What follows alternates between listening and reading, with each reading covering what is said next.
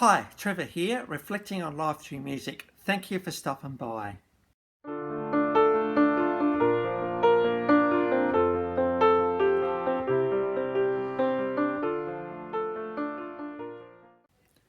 Well, I trust you enjoyed my last video on Eoghan Heaslip, and through his song God Only Wise, we looked at where wisdom comes from and its place in the world. So I trust you found that one an encouragement. We're going from there to a guy that was born in 1949 in Cleveland, Ohio. Very much pop rock inspired by classical music, singer, songwriter, guitarist, piano player. In fact, even before the age of 10, this guy was learning violin. He became, as I said, classically trained piano, and around the age of 10, he decided to pick up the guitar and have a bit of a go at that as well. And it wasn't long before he realised he could play that one as well. And certainly from around the age of 11, he knew he was going to have a career in music. In fact, there's one of the songs of his in a minute that we'll talk about that a bit more. Who are we talking about? Eric Carmen. Eric Carmen had a string of top 10 hits in the 1970s, 1980s. But his career started with the band The Raspberries in 1970 to 1975. There were 4 albums, very much ushered in the power pop genre. Of course, 1970 was a very rich time for music, with a lot of bands getting their start around then. But he decided around 1975 that he thought he might be able to do this thing as a solo artist. And sure enough, he did that. Between 1975 and 1984, 5 studio albums, 22 singles. Just there we go, right there. An interesting one released in 2013. So this guy's been around for quite a long time when you think about it. A string of top 10 Billboard hits. Of course, the great thing about Eric Carmen, when I think about Eric Carmen, first of all, I think about his incredible songwriting ability. And there's one song in a minute we have to get onto when we talk about Eric Carmen. We'll talk about that one in a minute. His incredible songwriting ability, his ability to really come up with really strong melodies. Of course, the classical influence is in there as well.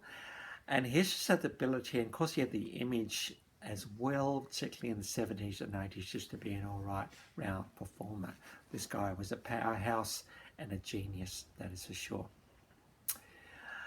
So when we think of Eric Carmen, there's one song you think about in particular. In fact, you may not even realise this one was written by Eric Carmen, but it was. And this is the song All By Myself.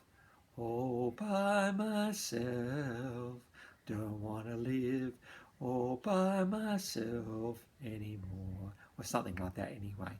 You know, often in movies, you know, when there's a moment called for with a really, really sad song, this is often the song that movies go to. This is probably one of the saddest songs of all time, really, in lots of ways, but so heartfelt, and the emotions so raw here. This makes this song an absolute classic. And as I record this video, we're recording this one in January, January 2022. Happy New Year, everybody. And I'm very conscious as Christmas is just gone and the New Year started, and for all of you people out there that may be on your own for many, many years or for the first time, my thoughts are really, really with you, and I'm trusting this song All By Myself really resonates with you who are grieving in this particular moment. Grief is just one of those things that we need to go through because you've had a loss which has been significant, and there needs to be some way to get through it. So if you are going through grief right now, just let it do what it needs to do, and there's no normal stuff with this. It's just whatever you need it to be. And I think it's really important too for those of us that know someone who has had a loss. Just be aware that they're really, really feeling it, particularly this time of year, and they're really feeling really, really sad, and the loss is quite poignant at this particular moment. So I think the best thing we can do if you know someone is to just keep connecting with them, keep bringing up the person in conversation, and thinking, wonder what such and such would have thought of this, because you know, even though the physical presence isn't there, there are other presences, including in memories, that still are. So the best we can do is to keep them in the conversation. In fact, when I was looking up the clips for today, and of course we'll get onto the clips in a minute, but there was one clip in particular that really brought this out and brought this song to life. Of course, one of the girls that covered this song was the incredibly talented Celine Dion. I mean, she's got one of the voices, really. And so there's a little bit of a clip below. It only goes for about a minute and a half, but in that, she's got one of the notes, one of the best notes ever in rock music, as she sails and holds onto this note for so long, the anymore. And then what happens after that? And this is in Las Vegas in 23rd of February 2016. This was just after her husband Rene died. And here she is performing, because this is what you need to do as a professional, particularly when you have a residency in Las Vegas, which Celine had at this point.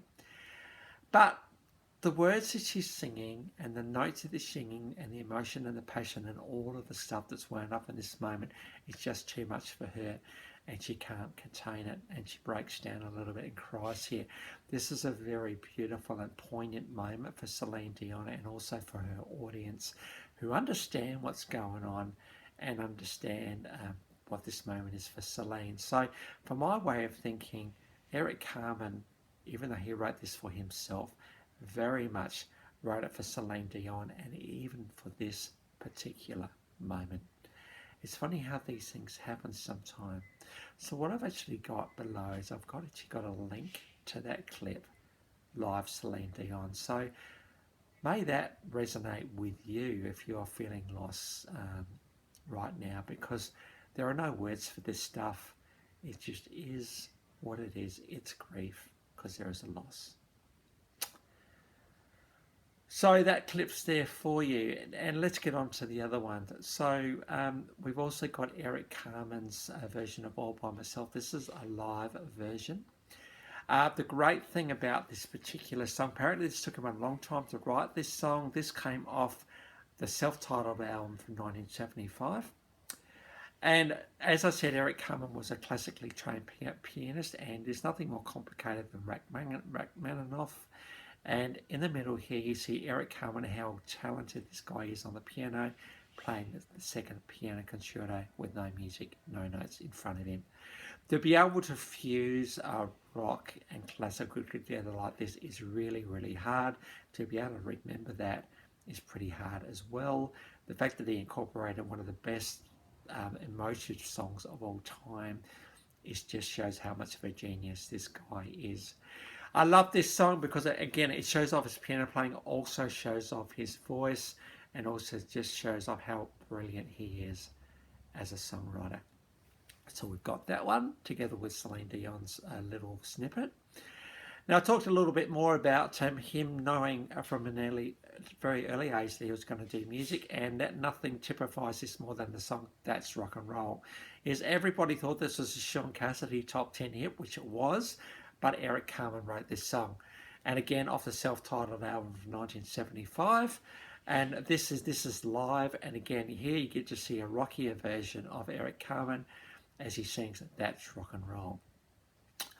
And then probably where I met Eric Carmen, of course I was born, 1980s was my decade for music pretty much, was Make Me Lose Control. Now this came out with this little movie, Dirty Dancing, in 1988, which had Patrick Swayze in it.